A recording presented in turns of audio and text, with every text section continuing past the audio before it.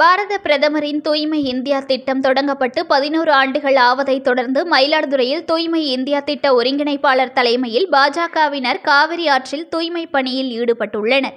இந்தியாவில் தூய்மை பாரதம் திட்டம் தொடங்கப்பட்டு இன்றுடன் 11 ஆண்டுகள் ஆகிறது. இதனை கொண்டாடும் வகையில் மயிலாடுதுறை மாவட்டம் மயிலாடுதுறையில் தூய்மை இந்தியா திட்ட மாவட்ட ஒருங்கிணைப்பாளர் மோடிகண்ணன் தலைமையில் பாரத ஜனதா கட்சியினர் தூய்மை பணியில் ஈடுபட்டனர்.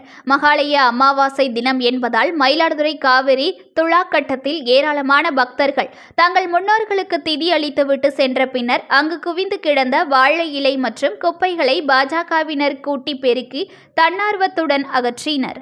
நியூஸ்1 தமிழை லைக் பண்ணுங்க, கமெண்ட் பண்ணுங்க, ஷேர் பண்ணுங்க, மறக்காம சப்ஸ்கிரைப் பண்ணுங்க.